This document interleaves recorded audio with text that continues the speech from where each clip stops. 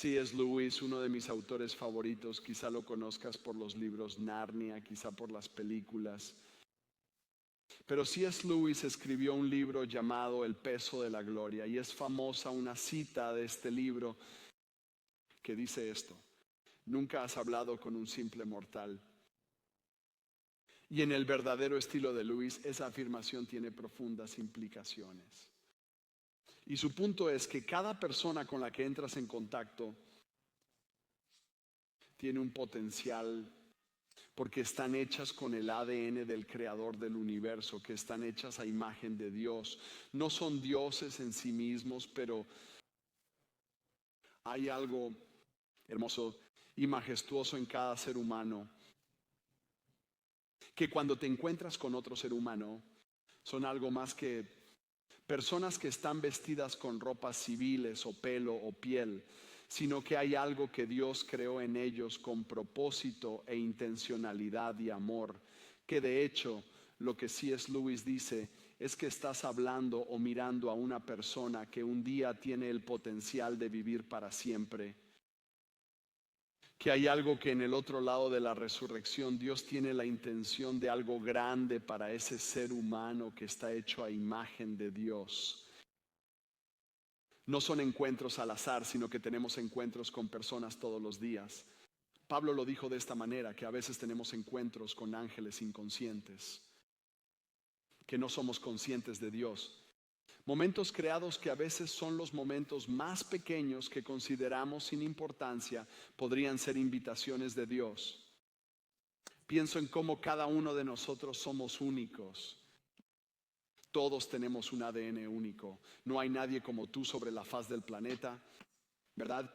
Quiero decir, aquí estamos, tenemos gente de todos los diferentes ámbitos de la vida.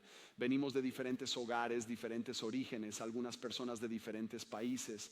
Tenemos diferentes colores de piel diferentes, todas estas cosas diferentes. Y Dios dice, hombre, yo creé todo eso. Hay algo hermoso en su creación y está envuelto en los seres humanos. No te encuentras con una persona normal y a veces somos culpables, ¿cierto?, de casi dar por sentada la belleza de un encuentro con otro ser humano, porque a veces clasificamos a otros seres humanos en ciertas categorías de si son o no dignos de nuestro tiempo y nuestra energía. Pienso en una historia que escuché el año pasado. Hice mi primer retiro de silencio y hay un monasterio en Kentucky a 2 horas de aquí, y pasé por la casa de la infancia de Abraham Lincoln.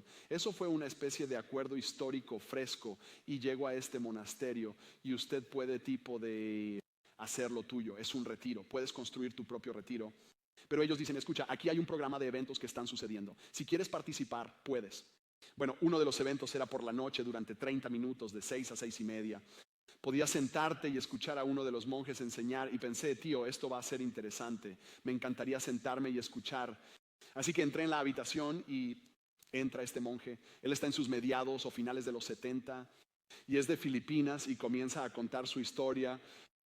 Y dice que cuando era un niño creciendo en las Filipinas, su padre era un agricultor de arroz, así que no tenían mucho dinero. Él dijo, pero a una edad temprana empecé a robar cosas. Y dijo que mi padre había ahorrado todo el dinero que podía para nuestra familia, y era un poco más de $2,000. Y dijo que me robó cada pedacito de ella. Y dijo, y yo realmente no sentía mucha culpa por ello. Y dijo, y mi madre cuando se enteraron dijo que podía ver la expresión de su rostro. Estaba destrozada. Él dijo, pero ella siempre hizo lo que pudo para sacarme de problemas. Ella en realidad lo protegió de su padre en esta situación y trató de mostrar compasión. Y él dijo que crecí viendo a mi madre como una persona que me ayudaría a salir de la cárcel libre. Que pasara lo que pasara, sabía que mi madre sería la persona que convencería a la gente de que no me castigara, o ella sería la que vendría y me sacaría de mi situación. Dijo que yo sabía que siempre podía depender de ella para salir de mis problemas. Y dijo, pero no fue hasta que ella estaba muriendo de cáncer y en su lecho de muerte que la miré, y ya no la vi como alguien que me sacaría de la cárcel libre, la vi como el amor que me abandonaba. Me dijo que había dado por sentada a mi madre toda mi vida, porque solo la veía por lo que podía hacer por mí. Nunca la vi como una persona de amor. ¿Y no somos todos culpables de eso? De dar por sentada a la gente todos los días de nuestra vida. A veces las personas más cercanas a nosotros, ya sea nuestro cónyuge, un padre, un hijo, un hermano, un profesor, un entrenador. Hay estas personas con las que interactuamos a diario que, si somos honestos, si eres un adulto aquí y has vivido por un tiempo, ya sabes, como el hombre, hay personas que el hombre te gustaría poder volver y mirarlos a los ojos y decir gracias, gracias por tu inversión, gracias por tu tiempo, gracias por ser voluntario, gracias, gracias, ¿verdad?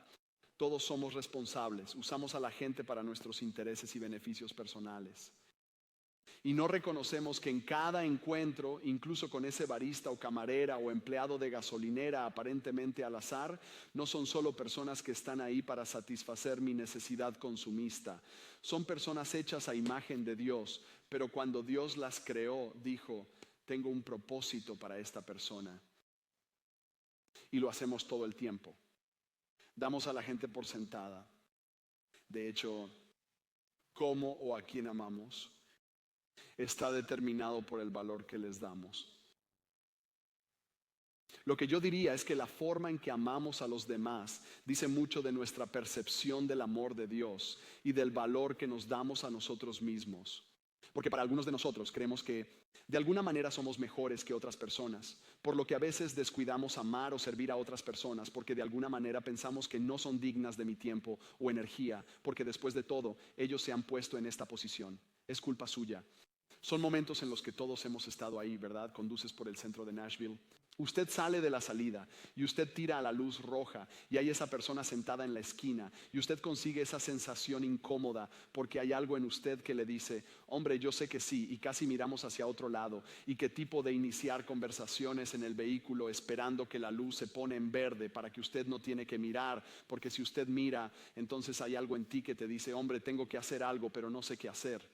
O si tío, si hago algo, lo único que van a hacer es usarlo para drogas o alcohol o usarlo para otra cosa. Y entonces ya nos hemos hecho a la idea de cómo va a ser este encuentro. Y entonces simplemente evitamos el encuentro por completo. ¿Podemos ser sinceros? Todos hemos estado allí en algún momento de nuestra vida, en el que hay encuentros con otros seres humanos en los que decimos, tío, yo haría X, Y, Z, pero ya nos hemos hecho a la idea de cómo va a ser ese encuentro, así que decidimos ir por otro camino.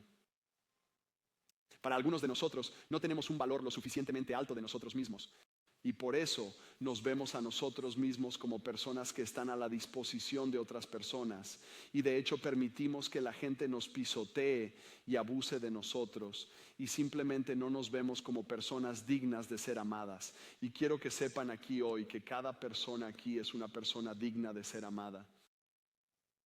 Ustedes tienen valor, no sé quién necesita oír esto hoy, pero tú tienes valor.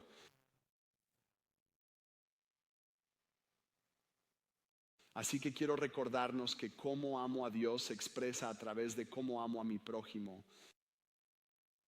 Que de alguna manera pensamos que la rectitud con Dios o nuestra relación con Dios es solo vertical, es cuánto tiempo paso en oración, es cuánto tiempo leo la Biblia, es cuánto tiempo voy a la iglesia, pero de hecho, mientras más tiempo vivas esta vida cristiana, te darás cuenta que mi adoración a Dios tiene más que ver con mi expresión horizontal, con la gente a mi alrededor, que con lo que hago verticalmente, porque el encuentro con la gente me enseña mucho sobre la cruz. Me enseña mucho sobre por qué vino Jesús. Me enseña mucho sobre la humanidad, incluso en su fealdad. Dios dice que hay valor en cada ser humano. Eso es increíble. Y por eso Jesús aborda esta situación. Tiene un encuentro profundo con este líder religioso. Él tiene un encuentro con este líder religioso y la Biblia dice que le hizo una pregunta a Jesús, pero no le hace esta pregunta para conocer realmente su opinión. La Biblia dice que quiere probar a Jesús. Quiere ver si va a decir algo contraintuitivo a la ley de Moisés y como la moda de Jesús me encanta, Jesús responde a una pregunta con una pregunta. Y si recuerdas la pregunta original es, ¿cómo puedo heredar la vida eterna? Me encanta la respuesta de Jesús. Bueno, ¿cómo lo lees? ¿Qué dice la ley de Moisés? ¿Qué dice la Torá? Y entonces vuelve a citar el Shema, la escritura principal del capítulo 6 del Deuteronomio, la oración que rezaban 3 veces al día. Y estoy seguro de que se sintió muy, muy orgulloso cuando Jesús dijo, así es. Él dijo, lo dijiste, lo tienes. Y lo que encontré realmente profundo es que Jesús estaba dispuesto a dejarlo así. Pero ¿cuántos de ustedes han estado alguna vez en clase con ese chico? Ese chico como que ya casi terminas la clase, vas a salir de ahí sin tarea, Scott, es viernes, estás listo para salir de ahí y como a 3 minutos de terminar levanta la mano. ¿Se supone que leamos los capítulos 12 al 15 este fin de semana? Y tú estás como, voy a golpear a este chico, ¿verdad? Pero ya sabes, amar a mi vecino cosas. Pero de todos modos, como esto es una especie de este momento en que son como, está bien, y él es como, pero déjame ir un paso más allá. ¿Quién es mi prójimo? Y lo que es fascinante es que la Biblia dice que hizo esta pregunta con la esperanza de justificarse a sí mismo. En otras palabras, lo que esperaba que Jesús dijera era, ama a tu prójimo judío. Porque la forma en que ellos habían interpretado gran parte de su ley era que necesito amar bien a mi propia gente, porque tienes que mirar la dinámica relacional que sucede aquí, porque escuchamos una historia sobre una persona judía y un samaritano. Y déjame decirte acerca de 3 grupos de personas que juegan aquí que eran realmente muy tenaces. Los romanos han estado oprimiendo a los judíos desde hace algún tiempo, quitándoles sus tierras, cobrándoles impuestos escandalosos, manteniéndolos en el nivel de pobreza. Y por eso Jesús tiene un problema con los fariseos, porque los fariseos habían llegado a un acuerdo en su sistema religioso por el cual recibían beneficios de Roma siempre y cuando mantuvieran la paz. Todas estas cosas estaban sucediendo, pero en el fondo los judíos odiaban a los romanos odiaban a los judíos, y luego estaba este grupo de personas llamado los samaritanos.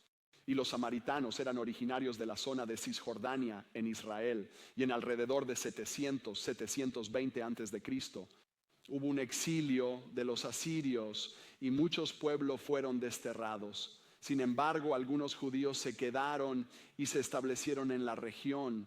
Los asirios se unieron a ellos, se casaron y tuvieron hijos con los judíos, lo que llevó a que muchos judíos los vieran a ellos como impuros. Consideraban a los samaritanos mestizos, ya que no eran completamente judíos.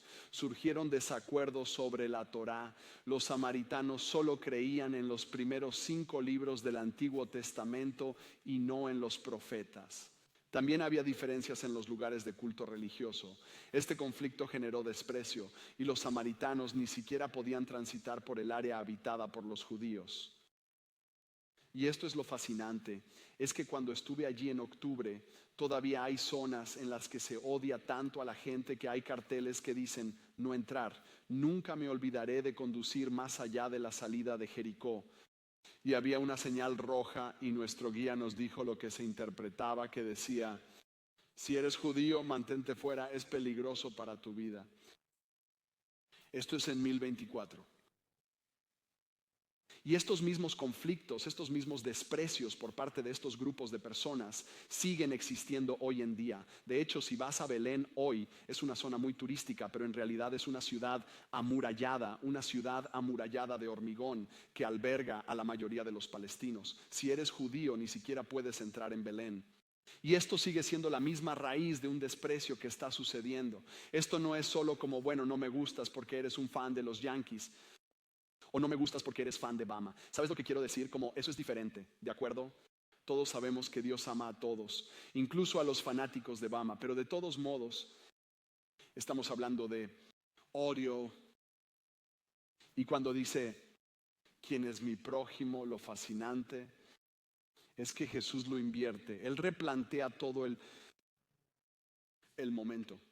Porque si no sacas nada más del sermón de hoy, lo único que quiero que aprendas es esto. La pregunta no es ¿quién es mi prójimo? La verdadera pregunta es ¿con quién puedo ser un prójimo?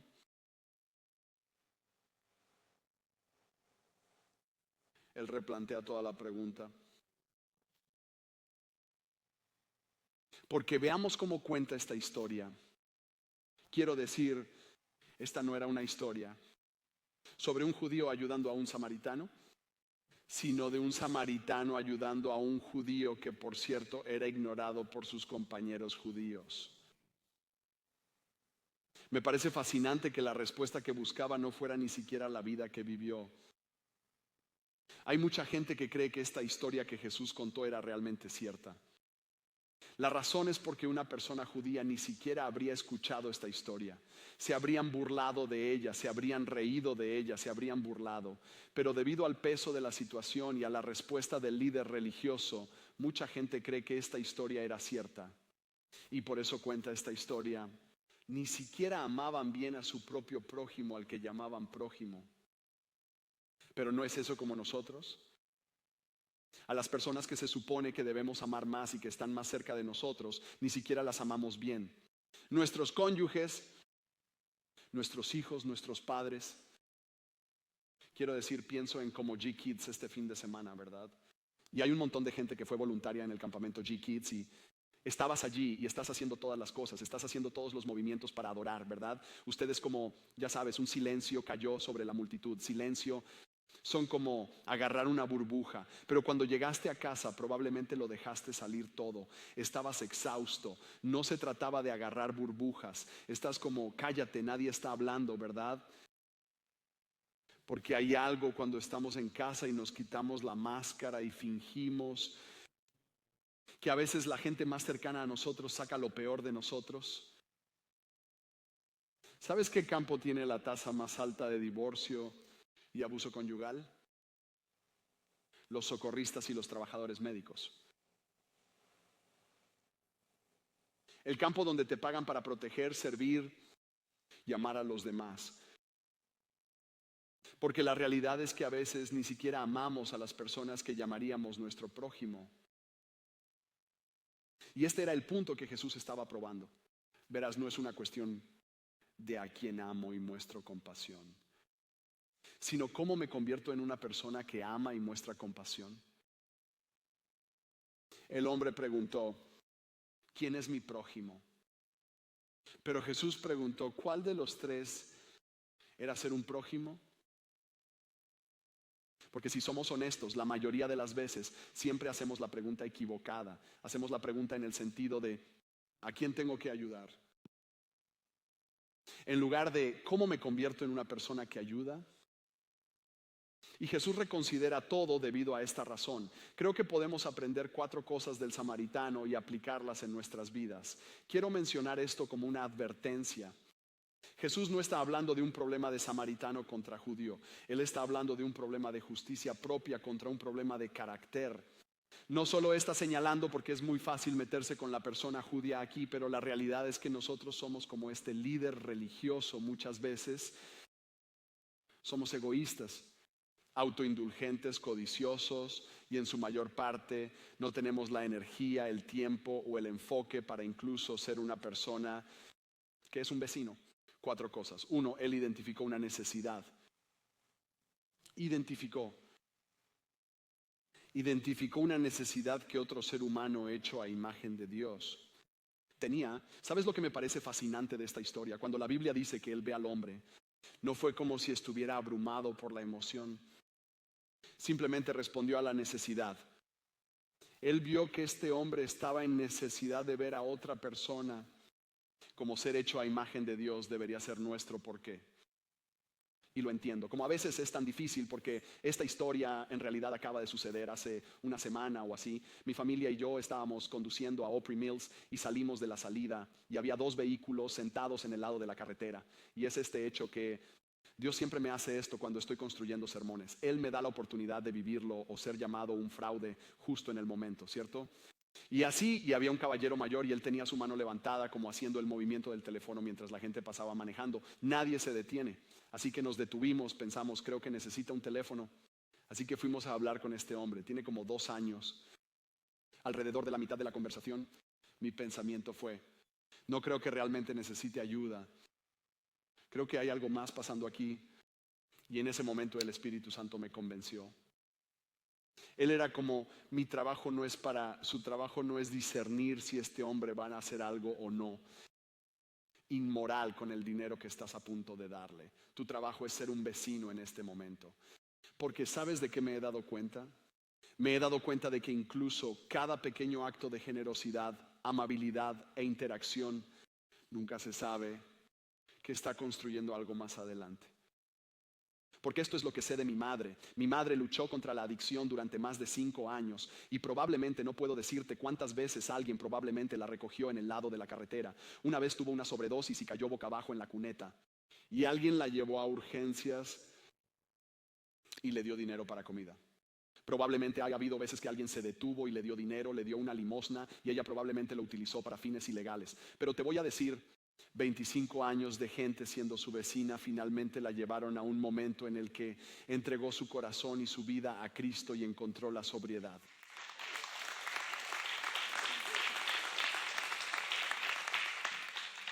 Pero para la mayoría de nosotros la razón por la que sentimos que nuestra pequeña ayuda no importa en el momento es porque somos personas de gratificación instantánea. Y cuando no obtenemos gratificación en el momento, sentimos que no vale la pena nuestro tiempo, nuestro esfuerzo o nuestros recursos. Estoy aquí para decirte que a veces nunca sabes lo que tu amor... Aquí hay un hombre que hizo este acto bondadoso y estamos hablando de esta historia miles de años después. Identificó una necesidad, no identificó una clasificación. Creo que eso es importante. Él no fue y dijo, bueno, es este hombre un judío, es samaritano, es un indigente, es un borracho. Vio una necesidad y la satisfizo. Lo segundo que hizo fue arriesgó. Él arriesgó. Al igual que hoy, el camino de Jericó a Jerusalén era peligroso. De hecho, más peligroso en ese entonces porque, adivinen qué, no tenías vehículos, caminabas a todas partes.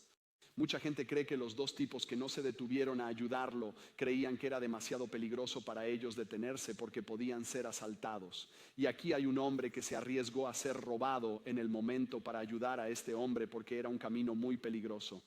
Empecé a pensar en un pastor que conocí en Costa Rica.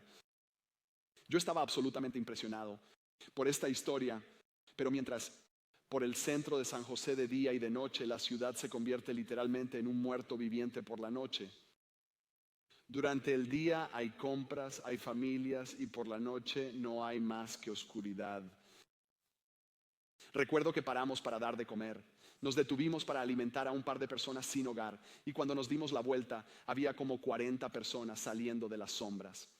Y el pastor Miguel habló de cómo la ciudad está dividida en 4 barrios. Un cuarto de la ciudad no es más que pandillas dominicanas. Mientras conducíamos por la calle, todo lo que veías era actividad de drogas y prostitución. Una esquina de la ciudad no es más que prostitución y burdeles. De hecho, es uno de los burdeles más grandes del hemisferio sur. Se encuentra en San José, Costa Rica. Y ves cómo la gente hace cola para entrar en este edificio y está lleno de prostitutas. Y luego hay otra cuarta parte de la ciudad que está lleno de prostitutas que tienen ETS.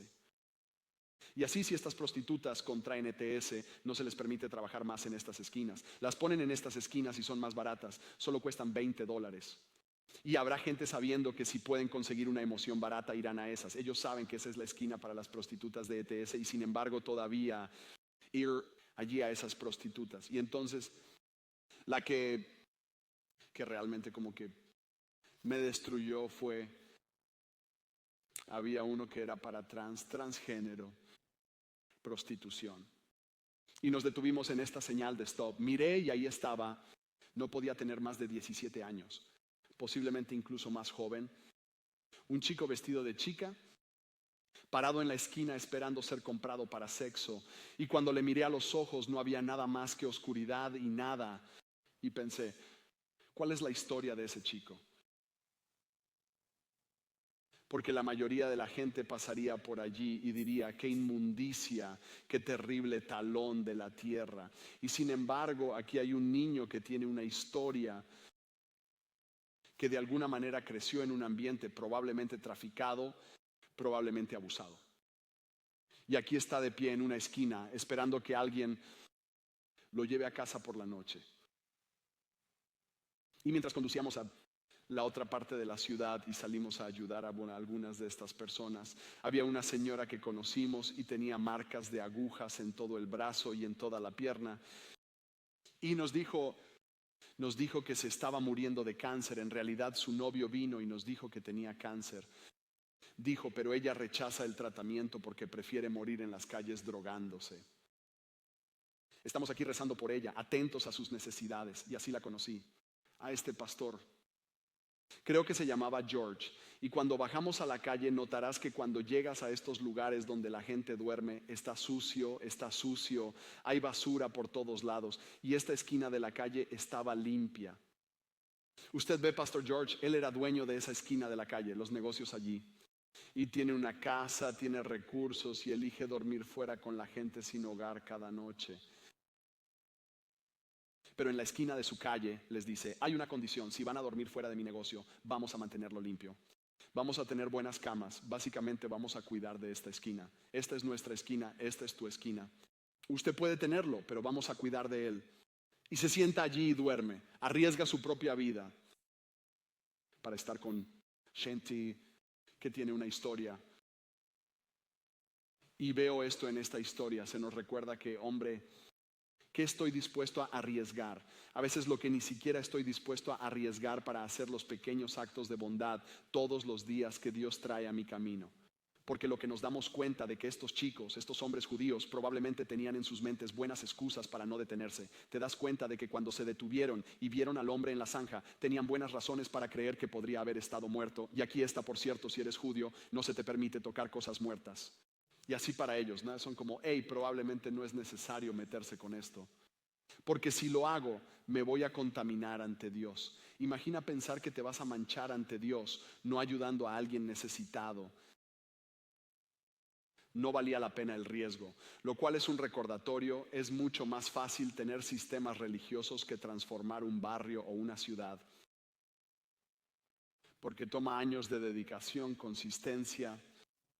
Y la razón por la que la mayoría de las iglesias renuncian incluso a intentarlo es porque no obtenemos la gratificación instantánea. A veces las personas que serán liberadas en nuestra comunidad de la adicción, el abuso y la disfunción, no las veré hasta que tenga 60 o 70 años. Nos tomará tiempo establecer un ministerio sólido en esta ciudad y región para ver los frutos esperados. No podemos limitarnos a cumplir con obligaciones religiosas los domingos. Debemos involucrarnos activamente. No debemos ser solo vecinos, sino una ayuda en lugar de un obstáculo. Estaba dispuesto a arriesgarse. La tercera cosa que hizo fue gastar su propio dinero. La Biblia dice que 2 días de salario. Pone eso en contexto, especialmente en nuestra economía actual con la inflación, ¿verdad? Muchos de ustedes lo entienden, hombre.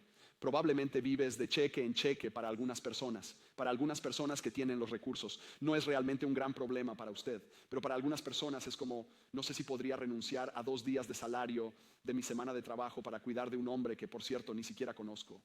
Seguro que tiene familia. Seguro que tiene a alguien más que pueda hacer esto. Gastó su propio dinero. Puedo decirte que la mayoría de nosotros pasamos nuestro tiempo pensando en lo que nos costaría ayudar a alguien. ¿Sabes lo que nunca preguntamos? Lo que nos costaría no ayudar. A veces nos costará. Cuando no ayudamos, nos costará oportunidades de crecer y ser buenos administradores. ¿Sabes por qué creo que estos 2 tipos no se detuvieron a ayudar? Por un par de razones. Uno, ellos estaban en su camino o viniendo del templo, porque la Biblia dice que Jesús señala que eran un levita y un sacerdote. Eso significa que servían en el templo. ¿Te imaginas que iban o venían del templo? La segunda razón por la que creo que no se detuvieron a ayudar es porque probablemente no tenían tiempo. Perdemos oportunidades divinas para ser buenos prójimos. No somos buenos administrando el dinero o de nuestro tiempo. Cuando hablamos de la mayordomía con el dinero y el tiempo, no solo nos referimos a nuestras finanzas personales, sino a convertirnos en siervos del reino con nuestro dinero y tiempo. Verás, nos cuesta oportunidades, nos cuesta influencia y nos cuesta nuestra herencia. ¿Cuál era la pregunta original? ¿Cómo puedo heredar la vida eterna? Y para la mayoría de nosotros pasaremos nuestras vidas solo trabajando en relaciones verticales, no horizontales. Lo último que hizo fue mostrar compasión y misericordia. Mostró compasión y misericordia. Si estuviste aquí para el mensaje del pastor Preston, él habló acerca de la definición de compasión. Significa entrar en la situación de alguien y ser parte de la solución. Esto es lo que este hombre estaba haciendo.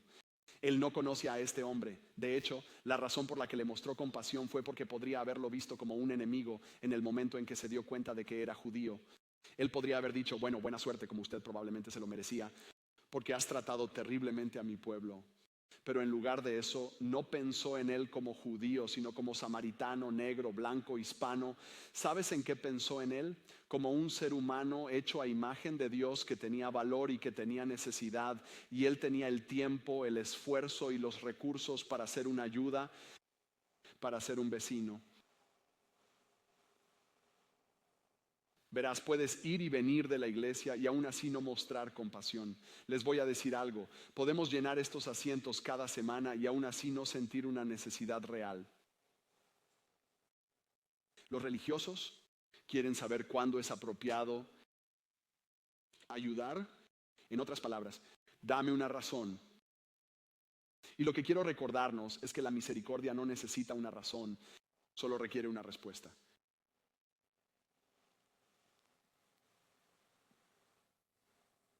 Porque te das cuenta de que este es el Evangelio de Jesús. Es el Evangelio y el ministerio de Jesús. Él mostró misericordia y compasión hacia nosotros, por lo tanto debemos mostrar misericordia y compasión a los demás. Ese es el Evangelio. ¿Te das cuenta de que Jesús hizo esas 4 cosas? Él identificó una necesidad. Necesitábamos un Salvador. El pecado en nuestras vidas nos separa de Dios. Y él dijo, hombre, hay una necesidad real ahí para que su pecado sea resuelto. Y entonces, adivinen qué, arriesgó todo. Dejó sus gloriosas riquezas en el cielo. La Biblia dice en Filipenses capítulo 2 que dejó toda su gloria en el cielo y sus riquezas y honor y vino aquí como un siervo y arriesgó todo por el bien de mostrarnos cómo ser una mejor humanidad. Y luego gastó su propia sangre. La Biblia dice que pagó un rescate por nuestros pecados, pagó nuestra deuda, no murió por ti, murió en tu lugar.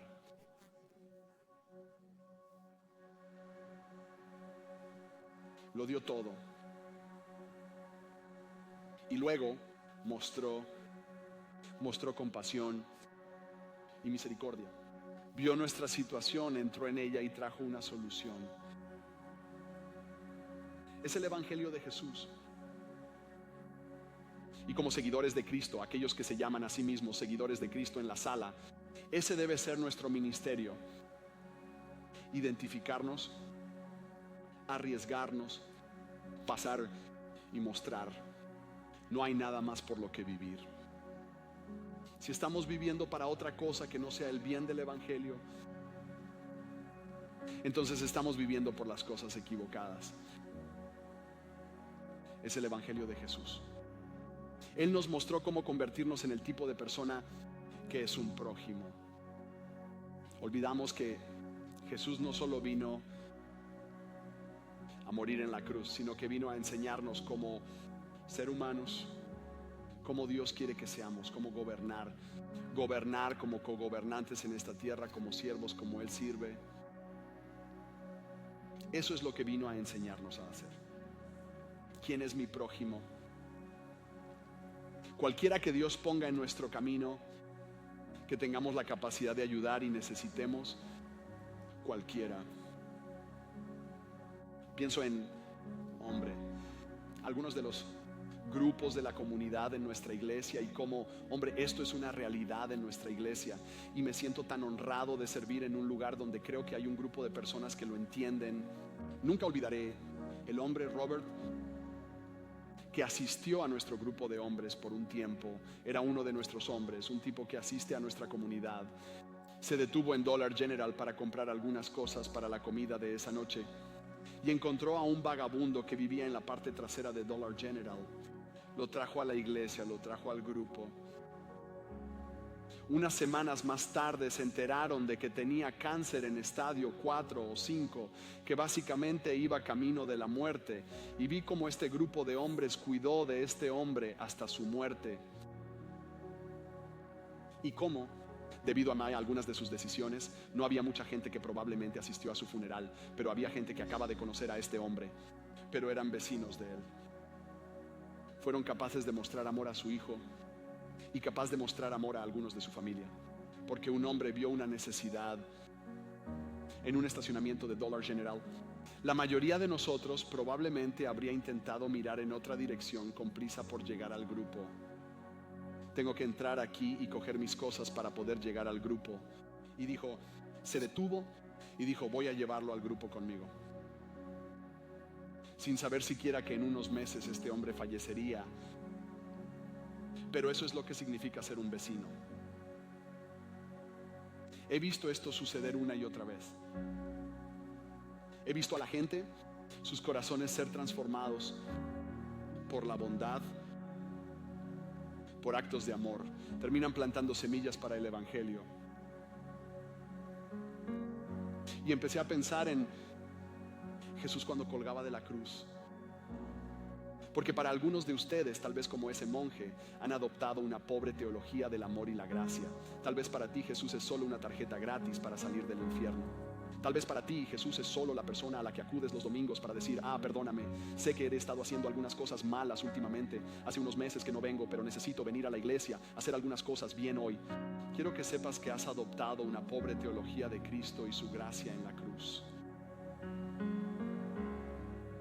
Pero había algunos, mientras lo veían entregar el Espíritu, incluyendo un soldado romano que se paró al pie de la cruz y dijo, seguramente este hombre es el Hijo de Dios. En ese momento vio que el amor lo abandonaba. ¿Ves? Jesús no está arriba en el cielo diciendo, hazlo bien o hazlo mal. Santifícate o fríete. Ya sabes, algunas de las cosas que te han predicado toda tu vida, ya sabes. Mejórate o quémate. Él está diciendo, vengan a mí todos ustedes cargados. Yo os daré descanso. Una de las mejores maneras de hacer esto como creyentes es cuando practicamos la comunión. El Nuevo Testamento dice que hay dos propósitos de por qué celebramos o por qué participamos en la comunión. El primero es recordar lo que Cristo hizo, para recordar que se identificó, se arriesgó, gastó, mostró. Pero la segunda es aún más importante y es proclamar la muerte de Cristo hasta su regreso. En otras palabras, cada vez que comulgamos, estamos proclamando el evangelio con nuestras acciones, y esto debería recordarnos que cuando participo del pan y cuando participo de la copa, esto se convierte en parte de lo que soy. Ese hombre, cómo vivo mi vida, debería mostrar el evangelio. Debe mostrar el ministerio, la compasión, la misericordia y el amor de Jesús. Si no lo hace, entonces todo lo que estamos haciendo es tomar un refrigerio antes de ir a casa, a nuestros hogares de apatía y pereza. Pero cuando participamos juntos como iglesia, estamos proclamando que este evangelio llueva en nuestras vidas diarias, que cuando voy a almorzar con mi vecino, o cuando me detengo en la gasolinera, o me detengo en este restaurante, que cada persona que encuentro, porque seamos honestos, la mayoría de nosotros, cuando estamos en una fila, ¿cuál es nuestro motivo? Sacar mi teléfono, hacer cualquier cosa que pueda para ignorar a la gente a mi alrededor, cuando no sabes que a veces Dios te pone al final de la fila en el supermercado, no porque no tengan suficientes empleados, sino porque no tienes suficiente tiempo para ser un vecino. Y es solo decir, Dios, ¿quién a mi alrededor está tratando de mostrarme hoy que tengo la oportunidad de ser un vecino? Párate conmigo. Quiero rezar por nosotros antes de comulgar, porque quiero que este sea un tiempo de reflexión y respuesta. Tenemos algunos pastores y líderes que van a dirigir el tráfico para coger los elementos. Solo quiero recordarles que lo van a llevar a su asiento y pueden participar cuando se sientan cómodos. Pero quiero reflexionar y preguntarle a Jesús, ¿cómo puedo ser un buen prójimo? ¿Cómo me convierto en una persona que busca maneras todos los días de mostrar misericordia y compasión? Señor, ablanda nuestros corazones mientras nos preparamos para recordar lo que hiciste en la cruz, identificación, riesgo, gasto, muestra. Eso también debe ser nuestro ministerio. Proclamamos tu muerte y tu resurrección. Que recordemos que esta proclamación de la boca viene de una transformación del corazón. Que no nos volvamos cómodos, apáticos o perezosos en nuestra espiritualidad. Que estemos tan ocupados consumiéndonos cuando tratamos de llenar un puesto que no sintamos la necesidad. Porque Dios odiaría que nuestra iglesia siguiera creciendo, pero que nuestro amor siguiera menguando. Que sigamos tu guía, Espíritu Santo. En el nombre de Cristo te lo pido. Amén.